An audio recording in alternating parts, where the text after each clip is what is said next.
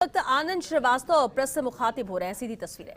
सेवा करने में, लोगों में सुरक्षा का भाव पैदा करने के लिए, उसके लिए काफ़ी काम किया है और आगे भी जो इन्होंने उपलब्धियां हासिल की हैं, मेरा ये मानना है आगे भी ये इससे भी ज़्यादा बेहतर काम करते हुए और नई ऊंचाइयों को हासिल करेंगे, नए पड़ावों को हासिल करेंगे और जयपुर पुलिस के या राजस्थान पुलिस के झंडे को ये जवान, ये अधिकारी कभी झुकने नहीं देंगे। सर, काफी धन्यवाद। कोरोना का पूरा लंबा काल रहा, जीवन वाला केस, कोई ऐसा केस आपको याद हो जिसको वास्तव में लगे कि हाँ चुनौतीपूर्ण था? आप अगर कोरोना की बात करें तो कोरोना की महामारी अपने आप में एकदम नई महामारी थी, एक नई समस्या या नई चुनौती थी, जिससे पुलिस क्या, समाज या जनता या आप या मीडिया या सरकार, सभी लोगों के लिए वो एक नई चीज़ थी।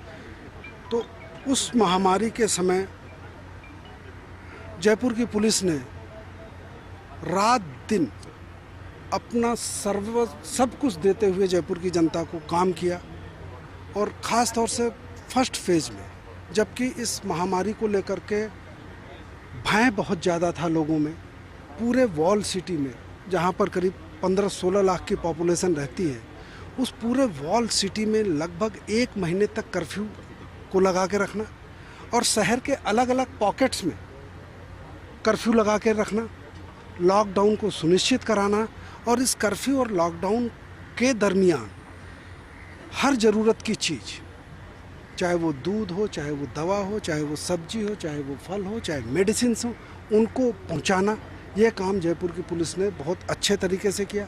अचानक लॉकडाउन लगा था, सबसे ज़्यादा लोगों को खाना खिलाया। सरकार का ये निर्णय था, आदेश भी था, मुख्यमंत्री जी का था कि कोई भी भूखा नहीं सोएगा।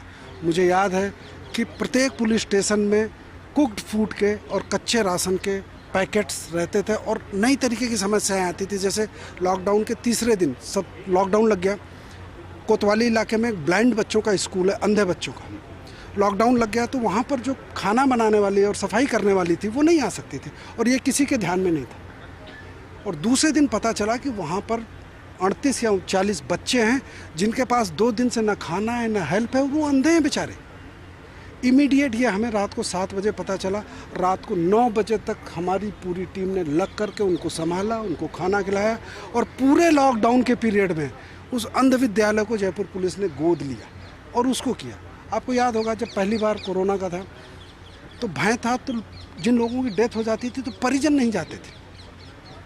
उस समय जयपुर पुलिस ने जाकर के न केवल उनके अंतिम संस्कार को किया, जो दुखी पीड़ित परिवार थे उनके साथ में लगातार 2 दिन, 3 दिन, 4 दिन जो एक सामाजिक सरोकार है, सामान्य समय में तीये की बैठक होती है, परिजन पहुंचते हैं, सांत्वना देते हैं, वो सब कुछ नहीं था। जयपुर पुलिस ने ये सारा कार्य किया। बहुत सी चीज़ें आइडेंटिफाई हुई, जैसे कि समस्या शुरू हुई कि साहब हमने कर्फ्यू तो लगा दिया लेकिन बहुत से ऐसे लोग हैं जो गंभीर और असाध्य रोगों से पीड़ित हैं, उनको रेगुलर डॉक्टर के पास जाना जरूरी है। कैंसर है, उसकी कीमो होनी है, 2nd कीमो है, 3rd कीमो है, महिला है, प्रेग्नेंट है और उसको डॉक्टर के पास में एडवांस स्टेज प्रेगनेंसी है, चेकअप के लिए जाना है। 24 घंटे के अंदर जयपुर पुलिस ने ऐसे सारे लोगों को जो इमरजेंसी मेडिकल हेल्प जिनको चाहिए थी उनकी हमने मैपिंग की और उसको इंश्योर किया। एक हमारे जवानों की ड्यूटी लगी कि उनको समय पर उनके डॉक्टर तक पहुँचाया जाए। 12 साल का अनुभव आपको जयपुर का रहा है, कितना चैलेंज बढ़े हैं जयपुर की पुलिस में, चूँकि आप एसपी भी रहे, अब आप कमिश्नर भी रहे और बहुत लंबे समय तक रहे, तो पहले लोकल क्राइम और अब ऑर्गेनाइज क्राइम हो गया, उसको लेके आप क्या सोचते हो सर? देखिए, जो क्राइम है, क्राइम का पैटर्न जैसे समय के साथ हर चीज़ बदलती है, तो क्राइम में भी नेचुरल तौर पे हर चीज़, क्राइम के पैटर्न में भी बदलाव आएगा। जो भी सोसाइटी के जीने के तरीके बदले हैं, साइंटिफिक चीज़ें बदली हैं, गैजेट्स का इस्तेमाल बढ़ा है, टेक्नोलॉजी का इस्तेमाल बढ़ा है, इंफॉर्मेशन टेक्नोलॉजी का बढ़ा, वो सारी चीज़ों के सामने आने से क्रिमिनल्स के पास भी नई चीज़ें आ गई हैं, तो नई नई चुनौतियाँ आ रही हैं। मैंने कहा ना, एक जैसे आप लोग कर रहे हैं ऑर्गेनाइज्ड क्राइम, ऑर्गेनाइज्ड क्राइम क्यों हो रहा है? पहले क्रिमिनल केवल जब हमने जॉब शुरू किया था तो 30, 40, 50 किलोमीटर की पेरिफेरी की होते थे, लेकिन आज कम्युनिकेशन के इतने बढ़िया साधन हैं, व्हाट्सएप है, फेस टाइम है, दुनिया भर के ऐप हैं, मोबिलिटी है, तो आज 400 किलोमीटर दूर के, 500 किलोमीटर के दूर के क्रिमिनल घर बैठे बैठे आपस में जुड़े हुए हैं और गैंग है वो। आपने देखा होगा कुछ लोग विदेश में बैठ करके भी धमकियां दे रहे हैं। तो ये नई तरीके की चुनौती है। साइबर क्राइम एक नई तरीके की चुनौती है। फाइनेंशियल फ्रॉड्स एक नई तरीके की चुनौती हैं। तो ये सोसाइटी में जिस तरीके से ग्रोथ हो रही है, इकोनॉमिक ग्रोथ, फिनेंशियल ग्रोथ और सारी चीज़ों की ग्रोथ का, ये उसके तरीके से क्राइम भी अपना रूप बदलता है। लेकिन इस बदले हुए रूप से जो भी नई चुनौतियां आ रही हैं, जयपुर पुलिस और राजस्थान पुलिस उसको सफलतापूर्वक टैकल कर रही है। वो भी अपने को उसी तरीके से ट्रेन कर रही है, अपनी स्किल को अपग्रेड कर रही है, और आगे जो भी चुनौतियां आएंगी, जैसे अब तक सफलतापूर्वक सामना किया गया है, उसको भी सफलतापूर्वक सामना करेंगे। जो कुछ नहीं कर पाए, कोई ऐसी चीज़ मलाल रही सर आपकी? देखिए, पुलिस का काम ऐसा है कि इसमें 24 घंटे भी कम है काम करने के लिए। तो हमारी एक लॉन्ग लिस्ट है जिस पे बहुत से ऐसे काम हैं जिसको हम करना चाहते थे, चाहे वो जनता के लिए हों, चाहे अपने जवानों के लिए हों, उनके वेलफेयर, बहुत से ऐसे काम हैं। लेकिन पुलिस की प्राथमिकताएं रोज़ चेंज हो जाती हैं, अपराध चेंज कर देता है, कानून व्यवस्था चेंज कर देता है, शहर की रूटीन के बंदोबस्त हमें चेंज कर देते हैं, तीज त्यौहार चेंज कर देते हैं, जुलूस, लैंड ऑर्डर, झगड़े, वो सारी चीज़ें चेंज करते हैं। लेकिन फिर भी संतोष है। क्या नहीं कर पाए, वो तो एक बहुत लंबी लिस्ट है। कि 2 चीज़ों का संतोष है मुझे।